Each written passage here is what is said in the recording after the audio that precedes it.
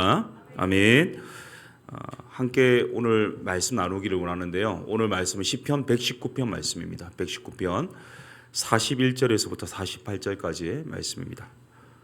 구약성경 시편 119편 41절에서부터 48절까지의 말씀입니다. 시편 119편 41절부터 48절까지를 함께 한 절씩 교독하도록 하겠습니다. 시편 119편 41절부터 제가 읽도록 하겠습니다. 여호와여, 주의 말씀대로 주의 인자하심과 주의 구원을 내게 임하게 하소서. 그리하시면 내가 나를 비방하는 자들에게 대답할 말이 있사오리니 내가 주의 말씀을 의지함이니이다. 진리의 말씀이 내 입에서 조금도 떠나지 말게 하소서. 내가 주의 규례를 바랐음이니이다. 내가 주의 율법을 항상 지키리이다. 영원히 지키리이다. 내가 주의 법도들을 구하여 싸우니 자유롭게 걸어갈 것이오며 또 왕들 앞에서 주의 교훈들을 말할 때에 수치를 당하지 아니하겠사오며 내가 사랑하는 주의 계명들을 스스로 즐거워하며 또 내가 사랑하는 주의 계명들을 향하여 내 손을 들고 주의 율례들을 작은 소리로 읊조리리이다. 아멘. 제가 일전에 한번 소개한 적이 있는데 아마 여러분도 다 아시는 제가 좋아하는 시가 한 편이 있습니다. 우리 나태주 시인의 풀꽃이라는 굉장히 짧은 시인데요. 한번 이 시를 가지고 옆 사람에게 한번 인사를 했으면 좋겠거든요. 한번 옆 사람 보고 이렇게 한번 인사했으면 좋겠습니다. 자세히 보아야 예쁘다. 오래 보아야 사랑스럽다. 당신이 그렇다. 너무 좀 그렇습니까? 두 번째 한번 외쳤으면 좋겠는데요. 한번 같이 있습니다. 시작. 자세히 보아야 예쁘다. 오래 보아야 사랑스럽다. 말씀도 그렇다. 우리가 말씀을 우리 담임 목사님이 더 신통 이번에 더 사랑 신약 통독 진행하시면서 표준 세번역 성경으로 우리가 바꿔서 읽게 된 이유가 낯설게 읽기, 낯설게 보기 때문이라고 말씀하셨는데 우리가 말씀을 너무 잘 알고 많이 안다고 생각해서 익숙하다 보면요, 이 말씀의 깊이와 이 송이 꿀보다 단 그 오미함을 깨닫지 못할 수도 있습니다. 그래서 이 말씀을요 자세히 보고 오래 볼 때 우리 가운데 이 놀라운 하나님의 능력이 우리 가운데 임할 줄로 확신합니다. 제가 이전에 캠퍼스에 청년 사역을 할 때에 함께 동역하던 이 교육자가 있었는데요. 이 동료 목사가 상담한 내용을 이야기해 주더라고요. 자기 캠퍼스에 이제 연극 영화과가 있는데 그 자매 중에 한 명이 이제 영화 배우 되려고 하는데 한 가지 컴플렉스가 있습니다. 그 컴플렉스가 뭐냐면 이 코가 이쁘지 않다라는 거예요. 그래서 이제 상담을 했다고 해요. 그 친구 목사에게 이 코 성형 수술을 받고자 하는데 해도 되겠습니까? 물어본 거예요. 그러니까 이 동료 목사가 뭐라고 이야기했냐면 어떻게 하나님 주신 이 신체를 함부로 이렇게 고칠 수 있겠냐. 그리고 우리가 잘 아는 효경에 나오는 말 있지 않습니까? 신체 발부 수지 부모. 그러니까 우리 아버지 또 어머니 조상으로부터 물려받은 이 털 신체는 하나도 건드려서는 안 된다라고 이렇게 힘주어서 상담을 했다고 하더라고요. 제가 그 말을 듣고서는 친구에게 좀 이야기를 했어요. 아니 뭐 하나님 말씀도 아니고 전혀 이 납득이 안 되는 말로 이 설득을 하려고 했다는 게 좀 너무 이해가 안 된다라고 이야기했는데요. 그렇게 웃고 지나갔는데 얼마간 시간이 흐른 뒤에 이제 이 동료 목사가 저에게 또 이야기를 하는 겁니다. 그 후일담을 알려주더라고요. 그 자매가 목사가 그렇게 말했음에도 불구하고 성형수술을 받았다고 합니다. 성형수술을 받고 왔는데 이 목사가 깜짝 놀랐다고 합니다. 너무 예뻐가지고 깜짝 놀랐다고 이런 이야기를 하더라고요. 그러니까 우리가 이제 뭐 성형수술, 영화배우를 하려고 하는 우리 배우 지망생에게 있어서는요, 외모가 굉장히 중요하지 않겠습니까? 자, 대학 진학을 앞둔 학생에게는요, 학업이 중요하겠죠. 이 사업가에게는요, 이윤 내는 것이 중요합니다. 그리고 요식업계에 일하시는 분들에게 가장 좋은 것은 무엇이겠습니까? 중요한 것은 바로 음식 맛이 일단은 좋아야 될 것입니다. 자, 그러면 질문을 한번 드리겠습니다. 그리스도인에게서 가장 중요한 것이 뭐라고 생각하십니까? 답을 말하고 시작했기 때문에 혹시 뭔지 아시겠습니까? 예, 말씀입니다. 말씀. 왜 말씀이 중요하고 말씀이 필요하고 그리스도인에게 있어서 말씀이 가장 우선시 되어야 되느냐면요. 이 말씀 자체가요. 바로 예수 그리스도이기 때문입니다. 이 말씀이 생명이고 말씀이 능력이기 때문에 이 말씀이 너무 중요합니다. 시편 119편의 저자는요. 다윗으로 알려져 있거든요. 시편 119편은 좀 독특합니다. 176절로 되어 있는데요. 히브리어 알파벳 22개를요. 8절씩 이 분량으로 운율을 맞추어서 이렇게 시를 적고 있습니다. 오늘 본문은요. 히브리어 6째 자음인 이 밥으로 모든 구절을 시작하고 있는데 시편은 시죠. 시는 운율로 이루어져 있습니다. 또 심상으로 읽어야 되죠. 왜 이렇게 시편 기자가 영과 행을 맞추어서 운율을 넣어서 이렇게 성경을 썼을까? 이 두 가지 이유 때문입니다. 하나는 시편은요 예배에 쓰인 이 찬양이었기 때문에 이 찬양에 곡을 붙이도록 용이하도록 이 가사를 이 운율을 맞추는 가사로 지었다는 겁니다. 또 하나는요 이 오래도록 기억하게 하기 위해서 이렇게 운율을 지었습니다. 우리가 성경 목록가를 알고 있지 않습니까? 성경 목록을 잘 외우는 이유는 이전에 어릴 때부터 우리가 불렀던 성경 목록가 때문인데요. 제가 부르면 여러분 분명히 아실 거예요. 한번 불러보겠습니다. 시작. 창세기, 출애굽기, 레위기, 민수기, 신명기요. 오랜만에 부르니까 좀 음이 흔들렸는데요. 사사기, 룻기, 사무엘상하, 열왕기, 상하, 역대상하. 기억나시죠? 이렇게 우리가 기억나는 것은요. 이 성경 목록에 대해서 이 음을 넣어가지고 이렇게 외웠기 때문인데요. 여기서 중요한 것은 시편을 볼 때 중요한 해석의 키워드가 하나 있습니다. 그것은 바로 심상입니다. 이 마음속에 떠오르는 이미지, 이 시를 읽을 때, 또 그림을 볼 때, 또 음악을 들을 때 마음속에 떠오르는 이미지가 심상인데요. 오늘 본문을 보고 계속해서 떠오르는 이미지가 있어요. 뭘까요? 바로 말씀입니다. 말씀. 지배적인 심상은요 두말할 나위 없이 하나님의 말씀을 우리에게 보여주고 있습니다. 자, 그런데 우리가 이렇게 이 주된 주제인 그리스도인에게 가장 중요한 말씀을 읽고 듣고 쓰기도 하고요. 또 이렇게 말씀을 매주 주일마다 우리가 설교를 들을 뿐만 아니라 이번에 더 신통을 통해서 말씀을 이렇게 통독도 함에도 불구하고요. 왜 이렇게 말씀대로 사는 것이 어려울까? 왜 그럴까요? 그것은 우리 가운데 있는 이 영적인 방어 기제 때문입니다. 우리의 삶의 이 라이프 스타일은요 이미 우리가 원하는 대로 좀 살려고 하는 것에 맞춰져 있는데 이 말씀은요 우리의 삶을 획기적으로 변화시키거든요. 근본적으로 변화시키려고 하는 하나님의 능력이 있기 때문에 계속해서 충돌이 일어나는 거죠.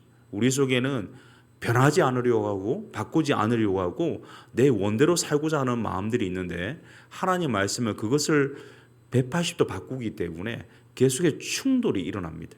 이 바울 사도도 그런 표현을 했지 않습니까? 내 속에는 두 가지가 있다. 뭐가 있습니까? 바로 육신의 소욕과 이 성령의 소욕이 계속해 충돌한다 이렇게 표현하기도 했습니다. 그렇기 때문에 우리가 이 말씀을 들을 때 말씀대로 살고자 하지만 곧 넘어지고 이 말씀대로 순종하는 것에 대해 실패하는 이유는요. 바로 우리 안에 있는 이러한 변하지 않고자 하는 그런 생각이 있기 때문인데요.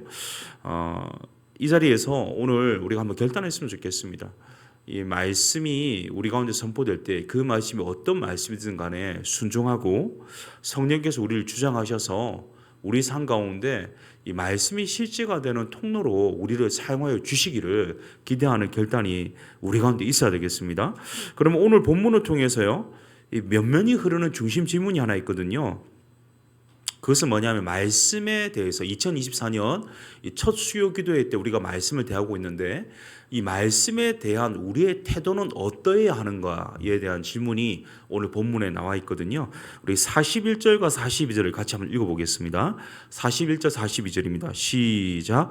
여호와여 주의 말씀대로 주의 인자하심과 주의 구원을 내게 임하게 하소서. 그리하시면 내가 나를 비방하는 자들에게 대답할 말이 있사오리니 내가 주의 말씀을 의지함이니이다. 아멘. 이 말씀에 대한 우리의 태도에 대해서 첫 번째로 뭐라고 말씀하시냐면요. 이 말씀을 들었다면, 말씀을 읽었다면, 말씀을 받았다면 그 말씀을 근거로 해서 기도하라.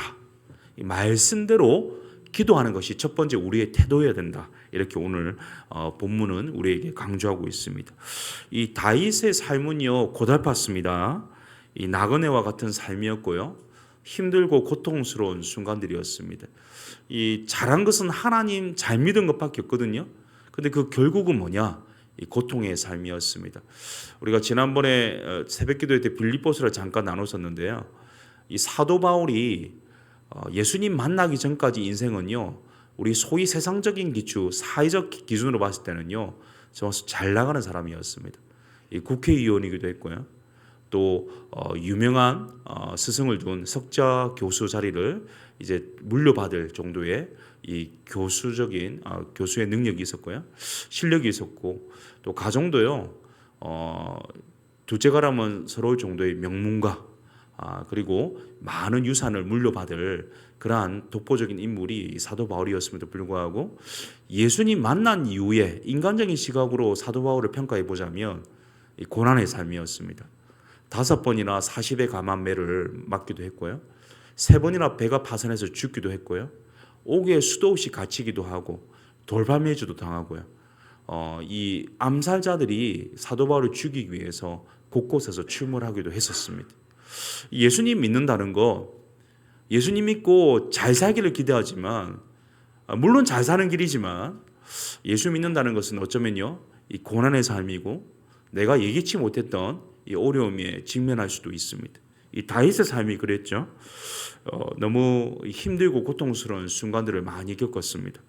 자, 그런데 그때 다윗의 선택은 뭐냐? 오늘 41절 42절이 말하는 것처럼 주의 인자하심과 주의 구원을 구하는 것이었는데요. 주님의 그 사랑을 구하고요. 주님께서 구원해 주시기를 구하는 것이었는데요. 그것에 대한 근거가 뭐냐면 41절에 있는 것처럼 주의 말씀대로 여호와여 주의 말씀대로라는 약속에 근거했었다는 사실입니다. 주의 약속의 말씀에 의존해서 하나님께 간구하고 기도했던 것이 다윗의 모습이었습니다. 결국 우리가 기도를 많이 하지 않습니까? 근데 기도가 어느 때 하나님께 의미가 있느냐? 우리 삶에 이것이 하나님의 응답으로 역사하느냐? 바로 하나님이 우리에게 허락하여 주신 이 말씀의 약속에 근거해서 기도할 때만 이 말씀의 약속의 효력이 이 계약에 신실하신 하나님의 은혜가 이 말씀을 통해서 응답으로 역사한다는 사실입니다.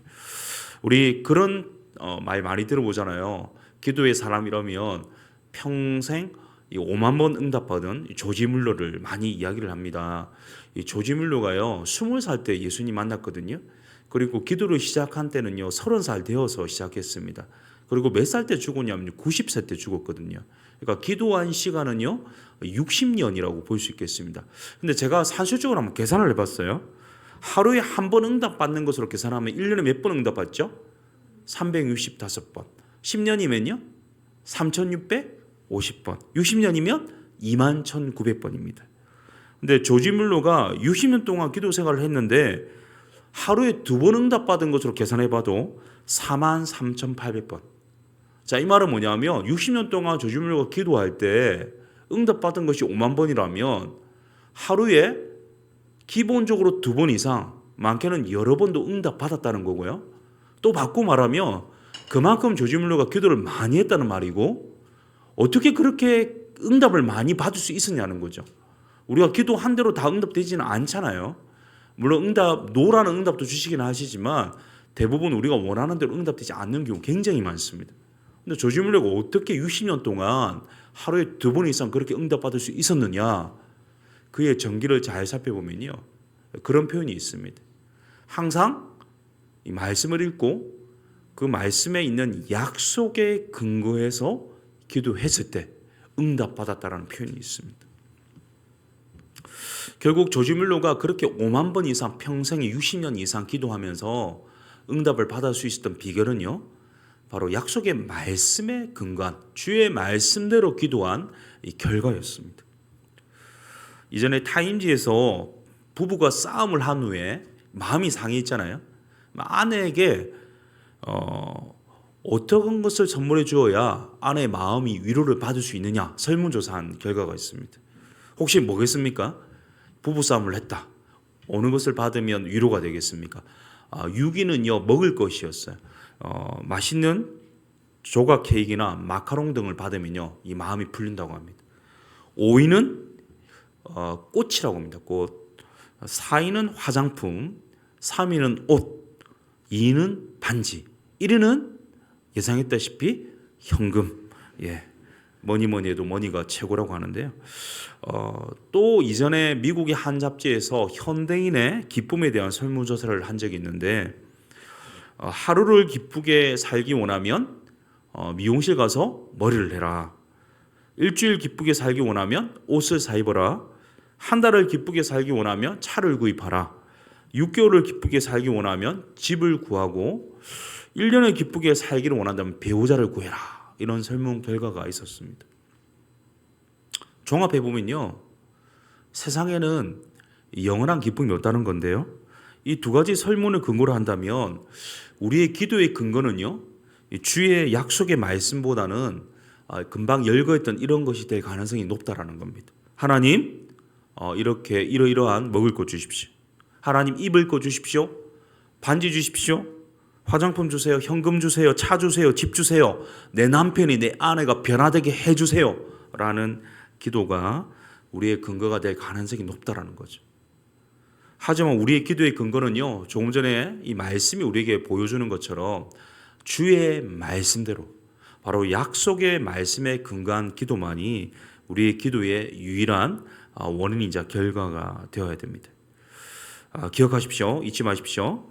우리 올 한 해 다른 거 잊지 말고요. 딱 하나 주의 말씀대로 기도하는 말씀에 근거한 기도의 사람들이 되실 수 있기를 바랍니다. 그래서 하나님께서 그 말씀 약속대로 응답해 주시는 응답을 경험하시는 우리 모두 되실 수 있기를 간절히 바랍니다. 오늘 다윗이요. 힘들고 고통스러운 삶, 또 이렇게 어렵고 예수님 믿기 때문에 당하는 이 박해와 고난 속에서 유일하게 찾은 답은 바로 주의 말씀이었다고 고백하고 있는데요. 오늘 읽지는 않았지만 이후에 나오는 49절부터 56절을 제가 짧게 설명하면요. 49절에 보면 주의 말씀이 소망이 되었습니다 고백합니다. 50절과 52절에 보니까 주의 말씀이 나의 유일한 위로입니다. 56절에 보니까 주의 말씀이 내 소유의 전부입니다. 이렇게 고백하고 있습니다. 어떻게 이 다윗이 주의 말씀이 소망이요 위로요 나의 가진 전부입니다 이렇게 고백할 수 있었을까? 우리 47절과 48절을 한번 읽겠습니다. 47절 48절입니다. 같이 읽습니다. 시작. 내가 사랑하는 주의 계명들을 스스로 즐거워하며 또 내가 사랑하는 주의 계명들을 향하여 내 손을 들고 주의 율례들을 작은 소리로 읊조리리이다. 아멘. 오늘 이 중심 사상을 제가 말씀드렸는데요. 본문의 면면이 흐르는 질문이 2024년 이 말씀을 대하는 우리의 태도가 무엇이어야 되느냐. 첫 번째는 주의 말씀대로 기도해야 된다는 것이었고요. 두 번째가 바로 나오고 있습니다. 바로 47절과 48절에 반복되는 단어가 있습니다. 무엇입니까? 바로 이 사랑이라는 단어죠. 그러니까 말씀을 사랑해야 한다는 겁니다. 내가 사랑하는 다윗은요. 말씀에 대해서 뭐라고 표현하냐면 내가 사랑하는 주의 말씀이다 표현하고 있습니다. 말씀을 무엇보다 사랑했기 때문에 이 말씀이 소망이 되고 위로가 되고 생명이 되고 전부가 될 수 있었다. 다윗이 이렇게 고백하는 거죠. 제가 한번 커밍아웃 한 적이 있는데요. 제가 고등학교 다닐 때 고2 담임 선생님이었던 저희 은사께서 저를 일방적으로 사랑하셨습니다. 왜 그런지 저는 이해를 못하겠습니다. 2학년 때 사랑하시고 3학년 때도 사랑해 주셨는데요. 그래서 그런지 저도 그 선생님을 사랑하게 되었습니다. 물론 그 선생님 여성은 아닙니다. 남자인데 이상한 사랑은 아니고요. 그 정말 선생님으로서 제가 사랑하게 되었는데 그 선생님 사랑하게 되니까요. 그 선생님의 담당 과목이 뭐냐면 국어였거든요. 그러니까 국어 관련 과목을 제가 사랑할 수밖에 없었습니다. 그러니까 국어 하면 생각나는 게 이제 뭐 국어도 있고 문학도 있고 문법도 있고 작문도 있고 또 고전 문학도 있고 있지 않습니까? 제가 사랑하게 되니까 얼마나 사랑하냐면 제가 예상 문제를 뽑아서 시험 문제를 출제해서 친구들에게 나눠주기도 했습니다. 요거 나올 것 같다고 보라고. 그 정도로 이제 성적도 잘 나오고요.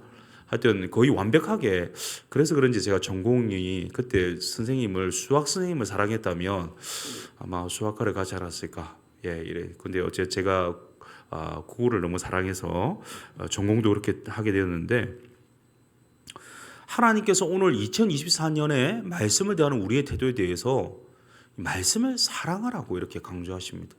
여러분 말씀을 그냥 대하는 것이 아니라요. 사랑하게 되면요. 이 말씀이 우리 삶 가운데 역동적으로 역사하기 시작합니다. 제가 군대에서 훈련을 받고 자대 배치를 받았을 때가 겨울이었는데요. 굉장히 추웠습니다. 몹시도 추웠고 집을 떠나서 또 이제 정말 처음 보는 그런 이제 전부 이제 상급자들이잖아요. 그러니까 이 모든 제가 막내로서 이 겨울을 지나는 그 시기가 굉장히 힘들고 어려웠습니다. 그런데 그때 서광이 비쳤어요. 빛이 비쳤습니다. 뭐냐면 이제 제가 요즘 말로 썸이라고 하는데요. 제가 대학 다니면서 제 후배, 여자 후배와 이 소위 말하는 썸이 있었거든요. 근데 제가 안타깝게도 교제를 시작하지는 않고 이제 군대로 왔는데요. 그 자매가 여자 후배가 편지를 보낸 거예요. 그러니까 이 편지를 받는 순간 그 삭막하고 어둡고 고통스러웠던 시간 속에 마치 빛이 비추는 느낌이었습니다. 제가 그 편지를 어떻게 했냐면요.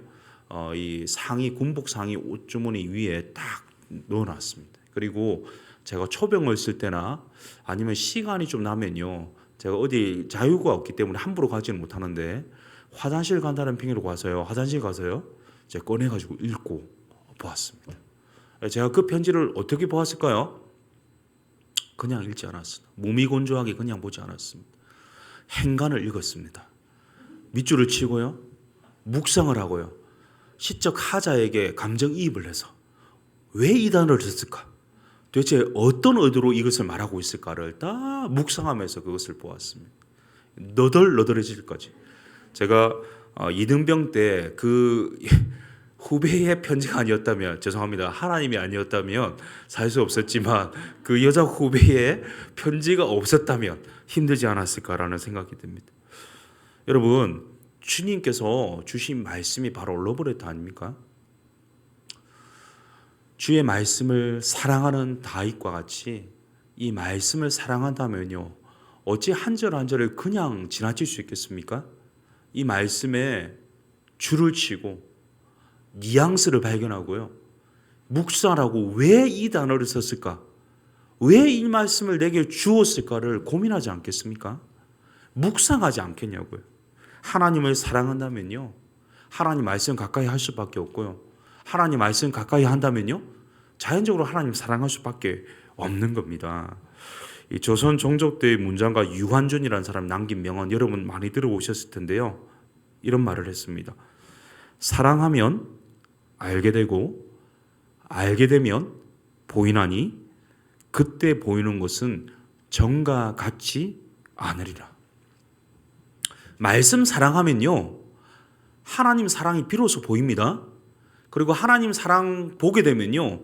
이전에 보지 못했던 하나님의 그 섬세하고 세밀하고 은혜로우신 그 놀라운 사랑을 깨닫게 되는 것이죠. 올 한 해 하나님 말씀을 예사로 보시지 마시고 하나님을 사랑하는 마음으로 이 말씀을 사랑함으로 대하실 수 있기를 바랍니다. 그래서 하나님 사랑하는 것을 증명하는 한 해 되시기를 바랍니다. 사랑하는 성도님 여러분, 2024년에 이 두 가지에 올인해 보십시오. 바로 하나님의 이 말씀에 근거한 기도하는 기도의 사람들이 되어서요.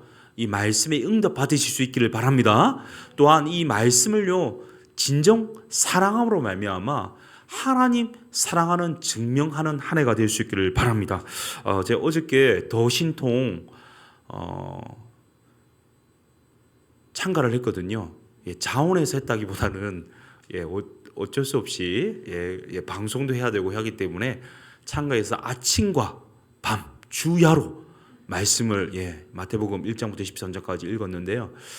이 말씀 읽으면서 하나님께서 이 말씀에 이 기쁨을 주시더라고요. 아침도 말씀 읽고 저녁도 읽고 주야로 말씀을 읽으니까요. 말씀의 기쁨 2배, 행복 2배가 제 삶 가운데 일어났습니다. 사실은 2023년 11월쯤 됐을 때 2024년 하나님 어떻게 한 해를 사역을 준비해야 될까요? 제가 어린이부를 하고 있으니까 어린이부에 대해서 기도를 하는 가운데 하나님께서 어린이들을 더 사랑하고 특히 한 해 동안 말씀에 집중하라 이런 말씀을 주셨어요. 그래서 선생님들과 통독을 하라는 마음을 주셨어요. 그래서 제가 결심하고 결단하고 2024년 1월 1일부터는 통독하겠다 선생님들과. 그런데 담임 목사님께서 더 신통한다고 하더라고요. 신통하게 통했습니다. 하나님 마음을 주셨는데 올해 우리 공동체와 함께하는 공동체 성경 읽기도 하잖아요. 그것은 구약부터 시작하거든요. 더 신통은 신약으로 시작하지 않습니까? 그러니까 구약과 신약을 같이 계속 보니까요, 이 말씀이 살아서 역동하는 경험을 제가 지금 하고 있거든요. 그리고 또 이제 어린이부에서도 이 스님들과 통독을 하고 있는데, 이 말씀이 계속 내 삶 속에 좀 잠입해가 투입돼서요, 이 말씀으로 내 삶이 조금 바뀌고 있다는 생각을 하고 있습니다. 더 신통 공동체 성경기를 통해서 올 한 해 2024년 우리 말씀으로 정말 우리 가운데 놀라운 변화가 있기를 원하고, 정말 말씀에 근거한 기도하는 기도의 사람, 말씀을 사랑하는 말씀의 사람들이 되어서 정말 하나님의 말씀이 흥황하여서 우리 가운데 놀라운 성숙과 이 변화와 성장이 있는 한 해 되실 수 있기를 예수님의 이름으로 축복합니다. 우리 함께 오늘 말씀 기억하면서 이 찬양했으면 좋겠는데요. 이 찬양도 통했습니다. 우리 담임 목사님이 주일날 이 결단송 하시던데 제가 사실은 한 주 전에 이미 이 말씀 이 찬양 정해놓고 말씀을 준비했었는데요. 말씀 앞에서라는 찬양인데요. 말씀 앞에서 이 찬양 부르시면서 말씀이 생명이고 능력이고 또 말씀이 바로 하나님의 말씀이기 때문에 우리 가운데 열매 맺을 수밖에 없다. 약속의 말씀에 근거한 기도의 사람들, 또 말씀을 사랑하는 말씀의 사람들 되게 하여 달라는 그런 결단으로 이 찬양 고백하겠습니다.